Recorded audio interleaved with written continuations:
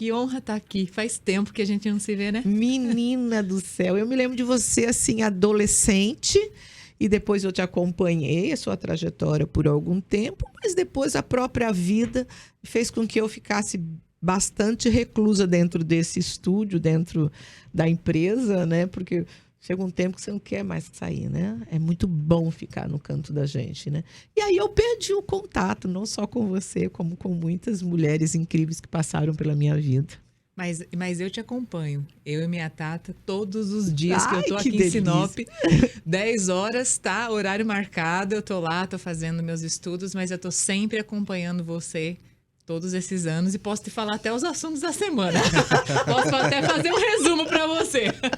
Ai, que legal, Veridiana. Olha, eu comentava agora de manhã, Veridiana, do quanto que você escolheu Sinop para chamar de sua, né? Comentava do Altair Cavaglieri, que foi meu parceiro na Câmara Municipal, o quanto também ele amava Sinop, né? O Altair, ele sempre pensava em novos eventos, em novas coisas, até porque nós tínhamos uma necessidade muito grande de divulgar o nome de Sinop, né? Hoje nem precisa, né?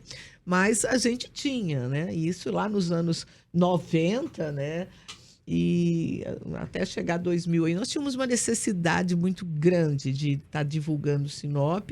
Depois a gente, de 2000 em diante, até 2010, 2013, 14, a gente teve assim algumas demandas ruins financeira para o Mato Grosso. Então nós fazíamos de tudo que pudéssemos para que o município fosse, né, enaltecido, essa cidade que a gente escolheu para chamar de nossa. E você foi, assim, uma sinopense que tem a sua história, porque você, né, como uma mulher lindíssima, começou sendo Miss Sinop, né? Há muito tempo, 30 e poucos anos atrás, né? Imaginou? Já imaginou?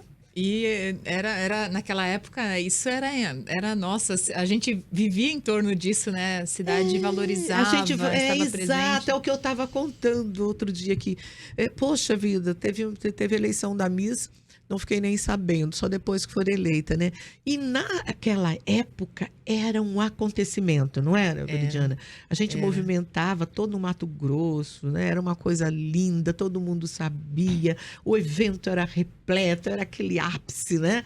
Era verdade. muito bom, não é? Era gostoso, era uma experiência gostosa. O comércio participava mais ativamente. Sim. Hoje eu acredito que participe, mas a gente não sabe, né? Exato. Mas participava super ativamente. A gente Muito. passava arrecadando prenda, né? Para poder ir pro Miss. Arrecadando dinheiro, roupa. Pro vestido. E tudo, né? E era assim, a cidade vivia um glamour diferente. Eu me lembro que até para fazer o Garota FM, eu tive que contratar um coreógrafo de São Paulo. Ele ficou 30 dias aqui cobrando em dólar, que a época a inflação era muito alta, né? Para poder deixar as meninas bonitas, todas vestidas iguais, com a mesma coreografia, porque eu queria algo similar ao Miss. Então a gente fez assim com muita alegria, né? E de repente aquele glamour, depois do Miss Brasil surgiu um segundo Miss Brasil, que eu...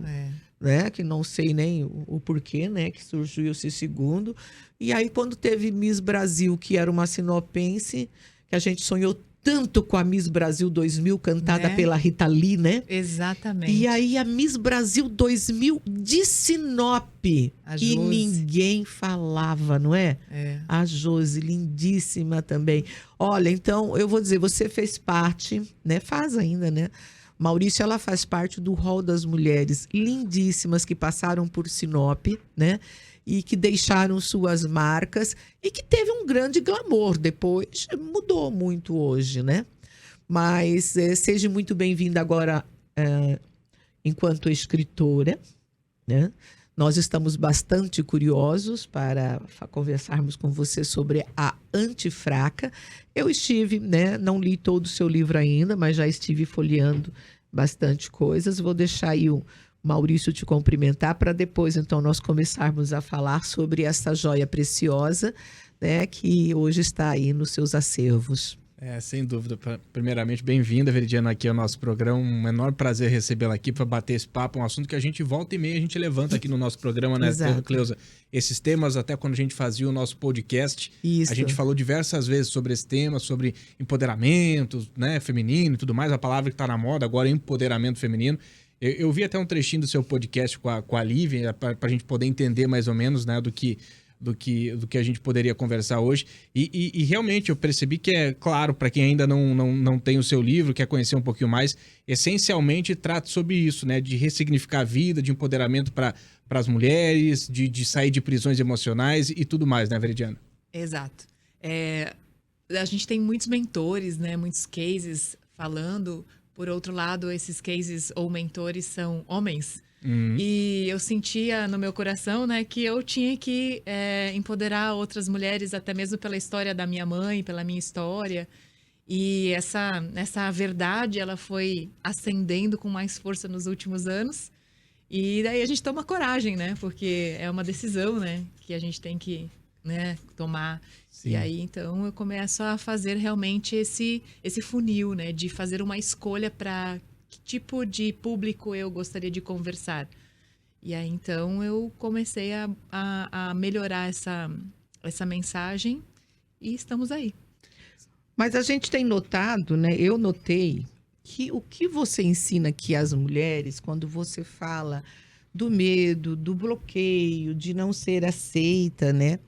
Na realidade, nós temos muitos homens que passam por isso também, né, Veridiana? E no mundo de hoje, onde o homem ele está perdendo o papel, né, principal de provedor, porque há de alguns anos para cá, na minha época nem tanto, embora marido meu também nunca foi o único provedor da casa, mas já na sua idade, já na idade do Maurício, hoje ninguém casa dizendo, né, só vai ser o provedor é o homem. E isso é que dava, né, aquela empáfia ao homem e tal.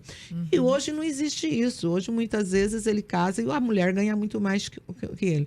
Você acredita, né, que um homem lendo o seu livro, eu falo isso porque eu gosto de dividir tudo com todos, né? Sim. Ele não teria uma visão até diferente, né, de como que ele pode fazer para poder ter uma mulher, conquistá-la melhor, saber de todos os problemas que ela pode estar passando?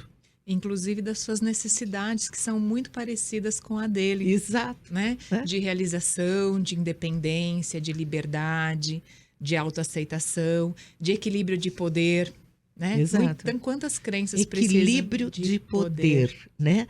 Isso é tão importante porque tem gente que quando sai da casinha da ostra, quando, né, a pérolazinha cai para fora, ela sai correndo muito longe. Né? Por quê? Porque ela tem, poxa, finalmente eu consegui minha independência e, de repente, larga um grande parceiro. Né? E quando o parceiro nos auxilia, é muito interessante saber sobre isso. Esse tema é muito importante, porque não é porque, de repente, galgamos a nossa independência que nós precisamos, né, botar do lado aquele que já estava ali.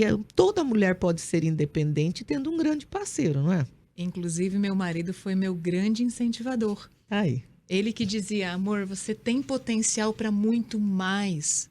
Por quê? Por que está assim? Né? Por que estagnar? Por que estagnar? Por que você está parada? Por que você está fazendo o que você faz hoje? Por que você se submete a isso que não está te fazendo feliz?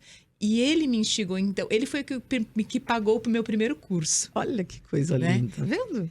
E a minha mãe sempre falava, né, filha, o seu casamento sempre vai dar certo quando vocês forem iguais. Exato. Né? Não pode Ninguém ser um mais cobrar mais menos. que o outro, né? E também o porquê, né? Por que essa independência? Eu nunca quis a minha independência para me livrar do casamento ou para ser mais poderosa que o meu marido. Eu sempre quis minha independência, minha realização para eu ser feliz. Exatamente, é o que eu sei. Eu tenho um problema muito grande comigo, de que se eu não me amar e não estiver bem comigo, eu não vou conseguir estar bem nem com o meu marido, nem com ninguém ao meu redor. Você, como homem, Maurício, você acredita que uma mulher independente ela pode ficar melhor ou pior? Eu acho que melhor, mas eu sou de uma outra geração, né? Talvez algumas pessoas que estão me acompanhando a gente agora nesse bate-papo entendam de uma maneira diferente. Ainda tem essa questão de ter um domínio sobre a mulher, e aí passa muito pelo domínio econômico, evidentemente, né? Aquela superproteção de ser o grande provedor e tudo mais. Eu faço parte de uma geração em que meus amigos e eu mesmo não vê problema nenhum em dividir As contas. tudo, né? Tudo. Tanto responsabilidades financeiras quanto emocionais com a parceira, enfim. Mas é uma nova geração. A gente sabe que ainda tem aí alguma dificuldade. A gente tem ainda, né, algumas... uma geração anterior à minha, talvez, que ainda tem essa questão de se sobrepujar a mulher, né? Não sei se a senhora percebe dessa maneira, a senhora que é de uma geração acima da minha. É difícil perceber isso, porque eu tenho um porque parceiro... o Rogério é diferente, né? eu É diferente. Eu tenho um parceiro fora da curva. Como ela disse, eu tive um parceiro de vida, né? Como marido, pai dos filhos, um parceiro sócio, né? Porque nós somos sócios na empresa. Né? Não precisava, ele poderia ter aberto empresa e ter dito assim, vou abrir no meu nome. Mas nós abrimos em sociedade sempre, né? E eu tenho um parceiro que, inclusive, eu falo que é uma das piores coisas para um homem, e ele foi esse parceiro 12 anos, esse cúmplice, esse protetor, esse escudo que foi na política. Né? Eu não queria ir para a política, ele me incentivou quando eu falei, não, tá nome de laranja e pronto, eu não quero saber, quer pôr meu nome lá, mas eu não vou concorrer. E ele chegou para mim e falou, você vai concorrer, não é bom perder, você vai. Você vai agora pra rua pedir voto, ele falou pra mim. E ele ficou os 3 mandatos meus, Veridiana, igual assim, escudo mesmo. Coisas ruins não chegavam até mim, se ele descobrisse antes. Qualquer problema ele ia lá resolver. Ele me deixou tão livre para trabalhar, ele nunca implicou com os meus horários, se eu ia para outro município, se eu viajava para fora, nada. Foi um parceiro que eu falo, pouquíssimos homens que conviveria bem. E ele só se incomodava quando alguém chamava assim, vamos chamar agora o marido da vereadora. Não, querem me chamar para palco, pode até chamar, mas é o empresário Rogério Navarini, porque né, eu não estou aqui em condição de marido. Ele tinha identidade. Exatamente, sempre teve e eu sempre fiz questão. Então, eu acredito que parceiros bons ajudam muito. Você teve, eu tive. Agora, uma pergunta que eu não posso deixar de fazer. Quando você tem o título antifraca, você está falando para as fracas. Não é verdade? Uhum. Você acha que pais influenciaram, mães, né, influenciaram para que uma mulher fosse fraca? Como diz o Maurício ali, né, a minha geração, que não é a de vocês, né, a mãe dizia, não, você vai casar, aquele baúzinho de enxoval, te preparava para ser esposa, não te preparava para ser... empresária. Você acha que algumas mulheres sofreram esse tipo de intimidação de mães criando a filha para o casamento e algumas ainda querendo escolher um bom financeiramente, né? Uhum. Com certeza, o ambiente, pais, a cultura, o lugar, tudo influenciou, né, nessa fraqueza. Às vezes até um ambiente muito rígido a enfraqueceu. Uhum. Um ambiente que a julgou nos seus momentos de fraqueza, né, a enfraqueceu. Que era o que acontecia comigo. Porque a antifraca, ela é a minha personagem, ela é a minha menina forte, que vez em quando ela aparecia. Ela apareceu nos momentos mais importantes da minha vida. Então, aonde nasce a antifraca, né? Ela já, bom, para começo de conversa, no momento em que eu nasci de 7 meses e quase matei minha mãe, né? E a gente quase morreu, eu e ela, naquela época, né? Há 42 anos, né? E, enfim, então, quando eu começo a fazer um estudo da minha história, eu percebi que eu tinha momentos de fraqueza e momentos de força. E aí eu percebi que nos momentos onde a minha vida empacava, eu estava usando a minha fraca. E nos momentos onde eu decidia ir lá fazer as coisas acontecer, surgia a antifraca, a forte.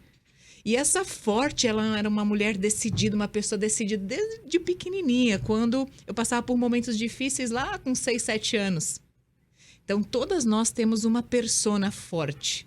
Às vezes ela é abafada. Às vezes ela é oprimida pelas circunstâncias, pelo momento de vida, por uma perda, por uma frustração. A gente apaga ela, sabe? Uhum. E a antifraca é essa persona nossa que aparece quando a gente requer. Então, é isso. Duas perguntas, né, que você trouxe. Primeiro, que realmente os ambientes, a educação, a cultura nossa pode nos enfraquecer. E segundo é que a antifraca, ela existe em todas nós. São 11h22, vou deixar uma pergunta antes de ir para o break. O mesmo acontece quando a gente também pode sufocar a forte dentro de nós? Toda antifraca tem o direito de se sentir vulnerável. Na verdade, falávamos aqui, né? E talvez essa força vem dessa percepção e entendimento que a vulnerabilidade é importante e passageira. O que as pessoas às vezes têm dificuldade é quando a fraqueza se torna um padrão de vida. É verdade, né? Porque a passageira é algo que todos nós devemos entender, né? Hoje é hoje, amanhã será outro dia, né? Nada de focar no ruim, né? Porque são aprendizagens, momentos, e isso nos amadurece, nos engrandece, nos desenvolve. A gente nunca sai da mesma forma depois de um erro, de um problema, né? A gente sempre sai melhor, não Eu sai? acho que a gente sempre aprende muito mais com os erros do que com os nossos acertos. Porque quando você acerta, você não vai lá fazer revisar a pauta. Eu acertei, né, Maurício? Exato. A gente não revisa a pauta de acerto, né? Não. Nada. Mas quando a gente erra, e eu sei que os homens também fazem isso, quando a gente erra, a gente revisa a pauta, hein?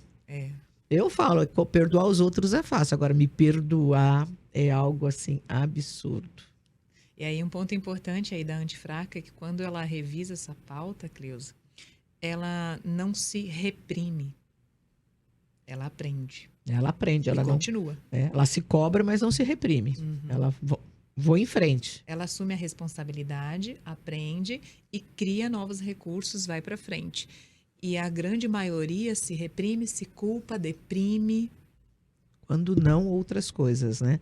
Em algum momento da sua vida, para que as nossas ouvintes que nos acompanham saiba como que tudo começou, você teve, né, este problema de achar que não estava sendo aceita, de achar que os seus erros eram maiores que os seus acertos, de você questionar a si mesma ou a sua rede de apoio?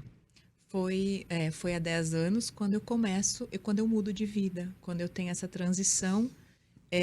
Eu estava realmente no pior momento, onde eu falo muito que eu tinha tudo, eu tinha marido, tinha filhos, meus filhos bonitos, saúde, tinha trabalho, meu marido bem, bonito, me amava, tinha uma casa boa, só que me faltava alguma coisa onde eu estava fazendo essa comparação comigo entre erros e acertos e eu não me sentia.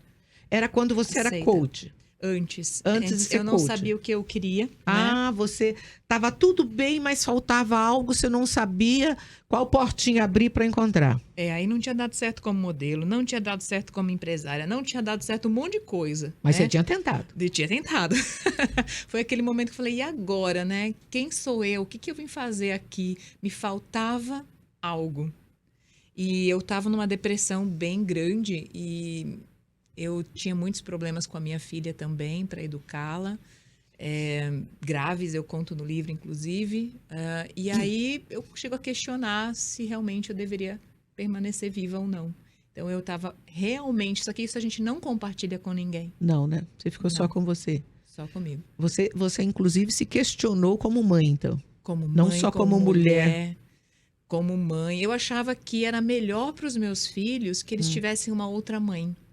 Porque eu estava me desaprovando tanto como pessoa que eu não me achava uma mãe adequada para cuidar dos meus filhos. Não me achava uma mulher adequada para estar ao lado do meu marido. Só que ninguém via, porque eu estava sempre bonita, sorrindo, entregando o meu trabalho. Mas dentro de mim, o inimigo morava. Você tinha uma máscara, então. Que de manhã você punha sua super capinha de super mulher, ligava o seu sorriso... E para os outros, você estava sempre bem. No seu íntimo, você se questionava o tempo inteiro. E aí, exatamente. E aí, nesse processo, muito assim, eu comecei a ficar com medo. Eu já fazia terapia na época. Comecei a ficar com medo porque esse sentimento de eu não pertenço a esse mundo, eu não deveria pertencer a esse mundo, estava mais forte do que a minha capacidade de raciocinar. Entende? E os meus comportamentos acompanhavam esse movimento. Então, eu já não queria mais sair, Eu estava sempre dispersa, minha cabeça nunca estava no presente, nunca estava bom o meu casamento, brigas, muito difícil, tudo muito difícil. Aí eu saí do meu trabalho. Isso aos 32. 32. E é interessante isso porque esta idade, né, a partir dos 30, para o homem também, eu até fizemos um programa sobre isso, né, Maurício? Principalmente o homem, e agora você traz aí um caso de mulher, e eu já acompanhei algumas, ele começa a fazer uma conta de trás para frente, né?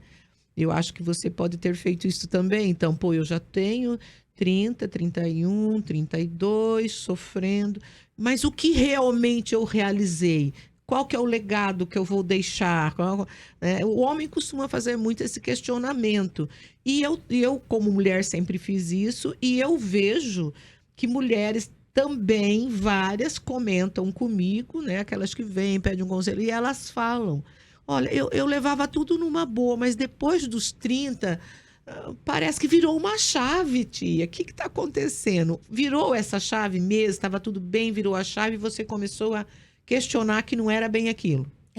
Faltava. Tinha um sentimento de vazio e de falta.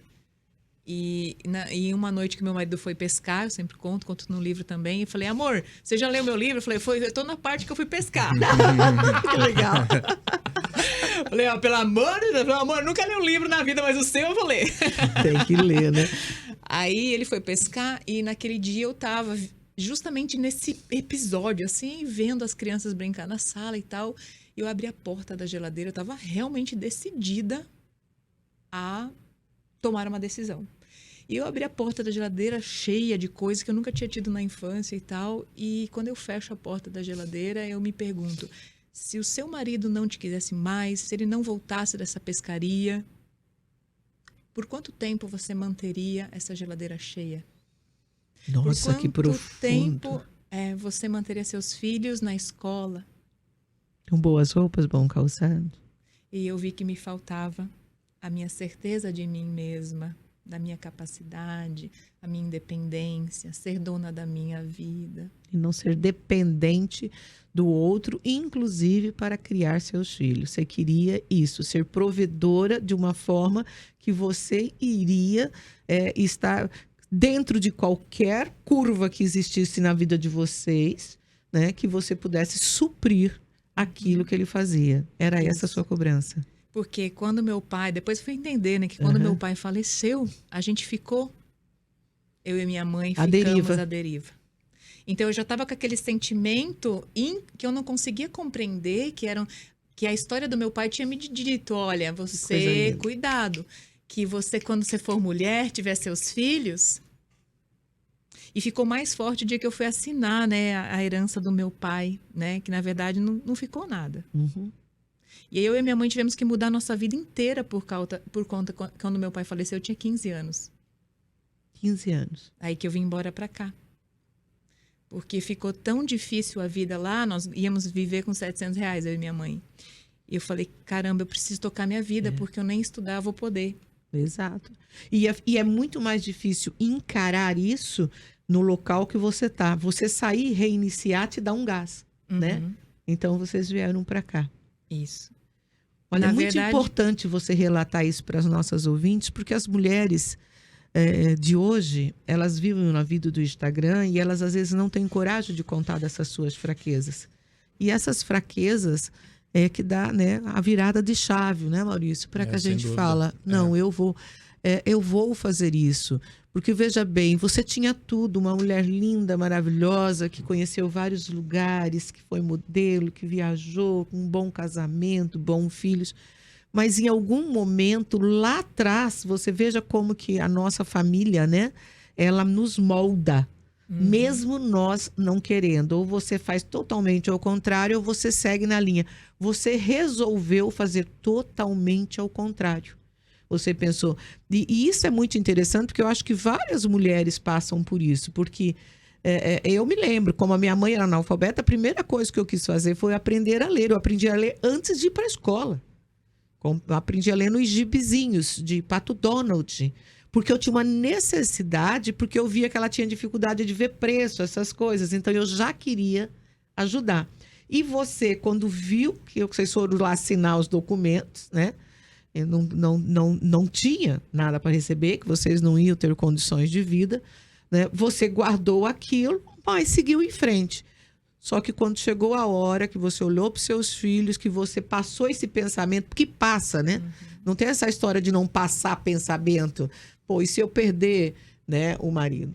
Né? Quando você tem uma vida financeira forte, você nem para pensar nisso. Você pensa, né, eu vou sofrer a perda, mas eu não vou sofrer por causa da perda. E você, despertou para a vida ali. Aí eu percebi que estava me faltando segurança, sabe? Confiança, realização, tipo, andar com as minhas próprias pernas. Eu como indivíduo. Isso é muito importante. Eu quero voltar um pouquinho na questão da idade, porque a gente já fez outros podcasts, e a Cleusa até lembrou bem de falar sobre essa questão da idade e da retrospectiva. Isso é para homem e para mulher, né? Chega ali nos 30, você fala, o que eu fiz até aqui? Né? O que eu construí até aqui, toda essa retrospectiva. Mas eu acho que para a mulher ainda tem uma carga maior, porque tem o que eu fiz até aqui e o que eu faço a partir de agora, porque a mulher tem a questão do relógio biológico ainda e uma série de pressões que a sociedade impõe às mulheres. A gente sempre fala sobre isso, a gente sabe, a gente ouve falar, a gente vê comentários, mas eu tive uma experiência muito forte agora quando eu fui fazer um curso e era de oratório. Em determinado momento a gente tinha que falar sobre a gente, né? Para perder o medo, aquele negócio todo. E uma colega de curso, ela começou a falar sobre ela, e ela começou, olha, eu fiz aniversário há um mês atrás, eu tenho 40 anos, eu me separei, eu tô tendo que mudar de casa, eu acabei de mudar de emprego. E ela começou a falar e ela começou a se emocionar. E aí eu percebi, né, de uma maneira muito forte, o processo que ela estava tendo, porque ela, implicitamente, ela falava, eu não sou mãe ainda, acabei de ser num casamento, não sou tão mais jovem, não sei se algum homem ainda vai se interessar por mim, eu acabei de mudar de trabalho, se esse trabalho novo não der certo, eu tô talvez um pouco velha pro mercado de trabalho, me absorver numa outra empresa. Então, assim, tem a questão da retrospectiva do que eu fiz até aqui, mas a mulher tem uma carga muito superior à do homem do que eu vou fazer daqui pra frente. Porque se você tem o sonho de ser mãe, a coisa complica. A mulher tem essa pressão pela juventude eterna, caso ninguém queira se interessar e tudo mais, né? Se você já é mãe, complica mais. Exato. Então, eu até cheguei do curso... Que você já tem a responsabilidade. Eu até cheguei no curso, comentei com a minha namorada, falei, caramba, como vocês têm essa carga a mais? Porque eu tô com 39, não sou pai, mas tudo bem. Se eu quiser ser pai daqui a algum tempo, daqui 20, você vai ser. Pode ser, tá tudo certo. Se eu arrumar, se sair desse emprego, vou para outro emprego, a gente se locomove, tem menos amarras, né? Emocionais, até os homens têm mais amarras emocionais, um pouco menos que as mulheres. Então, assim, a mulher, além dessa retrospectiva natural que a gente tem, tanto o homem quanto a mulher até uma faixa etária, a mulher tem um peso a mais porque e agora, o que vem daqui para frente, porque eu tenho algumas questões que a sociedade me cobra, né? Você chegou ainda a esquecer do dever de ser bonita. Exato, é o que eu falo, e da de juventude não poder e tal. envelhecer se tiver um cargo. Exato. As pessoas acham que, por exemplo, quem está em TV, quem está em rádio, quem está na mídia, não pode envelhecer. Eu vejo algumas atrizes virando chacotas. Como não pode envelhecer? Né? Poxa, envelhecer bom. Eu vivi, né? Então... eu acho que quando a mulher realmente tem um problema, ela tem mais que se aceitar. Depois que eu comecei a trabalhar como mentora, é engraçado que a vida vai mandando presentes, né? Conheci várias mulheres que... Uma delas é empresária em Lucas do Rio Verde, e ela chegou para mim, ela tinha um bebê de 6 meses, nunca tinha trabalhado fora, o marido morreu num acidente. Ela assume a empresa, sem saber fazer nada. Você já imaginou? E ela disse que os clientes iam na frente da casa dela e diziam, me devolve os cheques, porque eu não confio que você vai entregar, você não sabe cuidar do negócio. Esta parte é sobre isso que esses homens talvez não saibam, que talvez em muitos casos não é uma escolha. É um acontecimento, uma necessidade. Você não tem outra escolha. Outra opção não existe. Ou você... vai trabalhar e vai cuidar dos filhos, eu passei por isso, ou você trabalha e cuida de filhos. E aí eu sempre fiz uma pergunta para mim e respondia. O que seria mais importante para mim? Ficar em casa, cuidando dos meus filhos, sem ter condições de pagar uma boa escola, de dar um material escolar, de dar uma roupa, de dar uma boa educação para eles, porque valores eu já estava dando. Valores você dá para os teus filhos, independente de você trabalhar fora ou não. Valores a gente dá. Eu nunca deixei de dar tempo aos meus filhos, né? Filho, eu digo sempre, você não precisa ter quantidade, tu tem que ter qualidade. E aí a gente faz opção. Só que parece que o mundo ali fora nos julga como se o que nós dessemos para os nossos filhos, nós mulheres que trabalhamos, não fosse de qualidade. E, infelizmente, eu não sei se você nota, Veridiane, e é para essas mulheres que eu gostaria que você falasse, daquela que se acomoda, tendo só o marido de provedor, e ela não vai, e depois de lá na frente, ele acaba até muitas vezes a trocando por uma mais nova. Eu passo por isso o tempo inteiro das minhas ouvintes falando comigo, sabe? E aí o mundo cai de uma vez, né? Porque quando a gente, né, é provedora, o mundo não cai quando acontece isso. Porque a sua vida está centrada em você, né? Não em outras pessoas. Você está segura. Você é o personagem. Você é o personagem principal da sua vida. Tem muitas mulheres, muitas pessoas, inclusive, que elas dizem, não, mas tá tudo bem para mim ser assim. Mas quando você vê elas entrando, você vê um casal almoçando, você já sabe que não tá bem. A mulher tá com uma raiz do cabelo branco até não sei aonde, tá sem se cuidar, tá toda desleixada, andando de qualquer jeito, camisetão, largada. Ai, tá tudo bem. O amor próprio não tá ali. Não tá. Então, não minta para você mesmo. E identificar, né, o que você precisa realmente, né? Às vezes a gente se esconde no... tá bom do jeito que tá. E você hoje, né, você tem várias alunas, você tem a profissão que você gosta, você é coach, você faz... você é escritora. O que você diria para aquela mulher, tá, que não teve esta oportunidade, mas que ela pensa, poxa, hoje eu tô com 30 e poucos anos, mas assim, não tenho a beleza da Veridiane, não fui Miss, não fui modelo, eu ainda, né, meu marido, né, também é uma pessoa de poucos recursos, mas eu gostaria de ter minha independência. Esta mulher também tem chance? Crie a sua chance, né? Crie a sua chance. Quando eu decidi fazer esse treinamento, na época eu tinha R$400 na minha conta. Eu falei assim, nossa, amor, esse é o treinamento da minha vida. Ou você ajuda eu, ou você vai no banco pedir dinheiro emprestado, porque eu não tinha recursos assim disponíveis. Eu, Veridiana, estava quebrada. Eu tinha saído do meu trabalho. Então, naquele momento, ele me ajudou. Por outro lado, sempre a gente consegue criar uma forma, sabe? Sempre, sempre, sempre, sempre. Eu digo que quando você é muito bom no seu trabalho, você entrega, você começa, não importa o que você fizer, as coisas vão se ajeitando. Então, cria a oportunidade. E investir naquilo que você precisa para alcançar essa independência, que é no conhecimento, no autoconhecimento, no conhecimento. Hoje as pessoas, elas reclamam, mas não agem.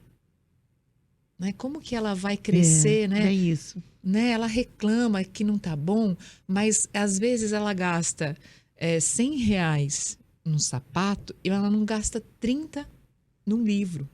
Ela gasta 2 horas olhando a vida dos outros na internet, mas não gasta 30 minutos assistindo um curso. É o que eu digo. Né? As informações todas estão disponíveis, né? Todas. Eu digo que o YouTube hoje, ele faz um papel fantástico na vida das pessoas, pelo bem ou pelo mal. Você que vai ter opção. E você pode aprender, né, de um curso de oratória, de um curso de costura, de um artesanato, de cozinha, você vai aprender inglês, você pode aprender tudo por ali. Basta você falar, não, se dedicar, é isso que eu gosto, é isso que eu me adapto, né? Nessa parte eu tive a grata alegria de ter minha mãe. Minha mãe é a maior antifraca da minha vida, né? Então, quando eu estava passando um perrengue de pequeno, uma vez a minha mãe chegou em casa com um monte de cadeira. Velha cadeira. Chegou um caminhão lá em casa com as cadeiras assim, velha, de um clube. Eu falei, mãe, Sim. o que é isso? Não, eles estavam jogando fora essas cadeiras, eu resolvi reformar para vender. Que coisa Eu falei, mas mãe, linda. não, mas a gente reforma a cadeira? Não, filha, mas a gente vai aprender. Então, minha mãe era assim, sabe? Estava passando um perrengue. Que isso, mãe? Hoje à tarde tu não vai na casa da Aline. Não, nós vamos fazer anholine e tu vai vender. Olha aí. Entende? Então, não tinha... Ela me ensinou a não ter tempo ruim. Não importa o quê. Faz alguma E coisa. pensa um trem trabalhoso, Anholino, né? É verdade. É só quem faz pra saber, né? É trabalhoso. Mas você sempre acha quem compre. Por quê? Porque justamente isso é trabalhoso. Não é verdade? É um talento. Porque É depois que verdade. você pega a prática, você faz sem você olhar para ninguém, né? Então, é isto que é importante. É buscar a sua habilidade. Não é verdade? Não, quantas horas por dia você indicaria para as mulheres que querem ser antifracas? De trabalho. De trabalho? É. Depende do objetivo da fase de vida que ela está, do que ela precisa nesse momento, né? Então, são fases. Por exemplo, nesse momento eu tô como uma louca. Por outro lado, as pessoas pensam, meu Deus, né? A Veri trabalha muito. Realmente, eu trabalho muito, estudo muito. Em alguns outros momentos, mais tranquilo. Então, depende do objetivo. Ela tem que fazer esse cálculo. O que eu quero agora e quanto eu preciso me dedicar. Às vezes, as pessoas confundem, né? Vida profissional com 8 horas que eu gasto no trabalho. Não é isso. Não. Sucesso profissional é o tempo que você precisa para construir esse sucesso, construir informação, experiência e conhecimento para esse sucesso, aprendizagem, não é? Você está vivendo a fase mais linda da mulher. Eu sempre digo, gente, depois dos 40, né, e até os 50, é uma fase maravilhosa. Eu trabalhava 18 horas por dia e me sentia com força para trabalhar as 24, tá? Achava incrível, incrível. Foi uma das fases assim. É uma fase tão produtiva para nós mulheres que já temos filhos, né? Porque tem o problema daquilo que o Maurício disse. Mas para nós mulheres que já temos filhos, por mais que a mulher não note, o amadurecimento de um filho, ela nos deixa muito forte e a gente não cai mais na infantilidade. Né? E a mulher que não tem um filho, ela corre esse risco. Porque ela não teve, né, esse amadurecimento natural de você ter filhos. Tá? Mas quando você já tem um filho, quando você tem a meta, quando você já escolheu, você já está casada, você trabalha 18 horas por dia e você chega em casa com muita força para fazer outras coisas ainda, dar atenção, sentar na beira da cama de um filho, escutar como é que foi o dia, dar atenção para o marido, às vezes até fazer o prato preferido dele, né? Então, o que as pessoas às vezes deixam de entender é que trabalhar 18 horas por dia é qualidade de vida. Não é hoje para você essa qualidade de vida, você está buscando esse conhecimento, porque você pensa assim, pô, já escrevi um livro, faço isso, faço aquilo, tem um monte de aluno, tem um monte de gente que está vivendo a vida dele baseado em mim, eu não posso errar com eles.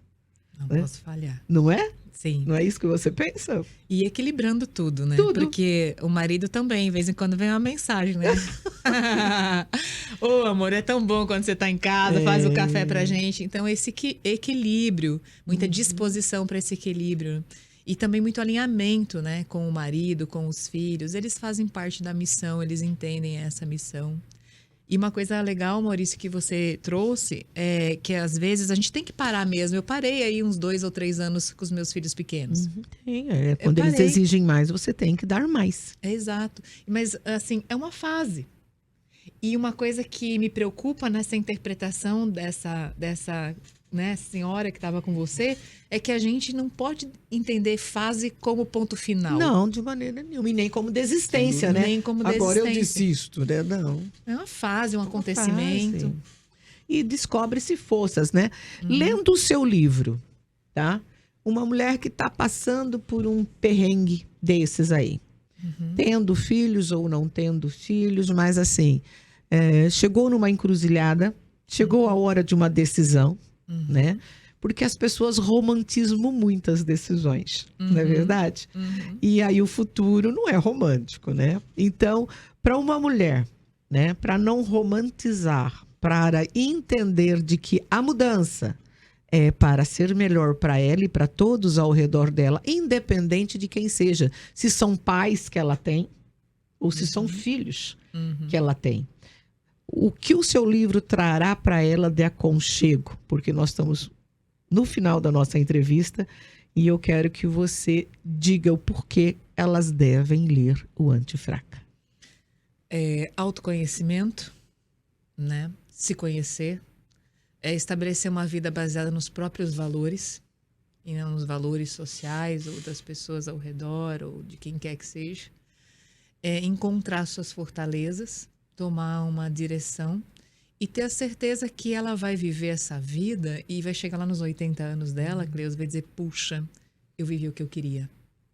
Tem uma música do Frank Sinatra que fala meu jeito. Que ele diz, né? Não importa, eu caminhei por todos os lugares, eu tenho essa sensação. Eu fiz do meu jeito. Eu fiz do meu jeito. Eu vivi eu. E aí isso é muito importante, o poder da realização, né? Eu fiz do meu jeito, né? Eu já estou na fase 66, eu já estou assim muito grata a mim mesma, né? Eu acho que o melhor sentimento que eu posso ter neste momento justamente é isso, é ser grata a mim mesma. Porque não deve ser fácil você se questionar num momento que você já não tem mais energia. A mente está maravilhosa, mas a energia física para quem tem 66 já não é a mesma coisa. Agora você está no ápice, né? Então você, aos 42, né, nós estamos no ápice, né? Então, nós já detectamos os pontos falhos e vamos fazer acerto. Então, você mostrou exatamente com o seu livro, foi o que me encantou no seu livro, embora ainda não li todo ele, mas folheei, abri algumas partes. O que me encantou no seu livro foi assim, você descobrir isto na hora certa. Nem todo mundo é capaz. Muita gente precisa ouvir você para descobrir a hora. Você descobriu na hora certa, na hora que você tem mente e físico em sintonia. Você dá a ordem, né? E o teu físico vai, ele faz, né? Então você conseguiu dar um tempo para os filhos, que a gente tem que dar quando eles estão numa certa idade. Outra coisa, você já deve ter filho adolescente. Você sabe que a gente achava que o problema era quando bebê, né? Você descobriu que o problema é da adolescência. A adolescência de um filho é bem complexo, tá? A gente sempre se sente impotente. A gente pensa, pô, eu podia fazer mais, né? E muitas vezes aquilo que nós vimos nossos pais que erraram conosco, a gente repete no piloto automático com o filho e depois vem uma retraída. Mas você escolheu a hora certa de você dar a guinada. O teu livro me deixa feliz muito por isso. E como eu vi alguns trechos, eu sei o quanto seria importante para muitas mulheres indecisas, mulheres que têm problemas ao tomar uma decisão, mulheres que, de repente, tomaram decisões em funções dos outros, ou dos pais, ou do marido, ou dos próprios filhos. Eu enquanto, né, pessoa, eu acho que esse livro vai ajudar essas mulheres a se amar um pouco mais, né, a serem realmente as protagonistas da vida delas, para que elas possam fazer ainda mais felizes aqueles que estão ao redor dela. Essa é a minha análise do teu livro. Sim, donas da sua própria vida, né? Donas protagonistas do seu destino. Eu falo que a minha filha, aos 30 anos, o que me deixa mais feliz é que quando eu tive esse insight, eu estava no momento certo de educar meus filhos. E eu começo a escolher a melhor forma. Então, hoje, eu desfruto disso, né? Enquanto muitos pais dizem, meu filho é adolescente, tal, complicado, eu desfruto. Eu desfruto daquilo que eu criei. Você mapeou lá atrás. Eu mapeei lá atrás. Deu tempo. Deu tempo. Deu tempo.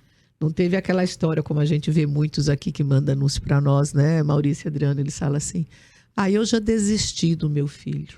Nunca. Filho, não se desiste. Nunca. Né? Você traça uma trajetória para ele e você não desiste. Não temos o direito, né?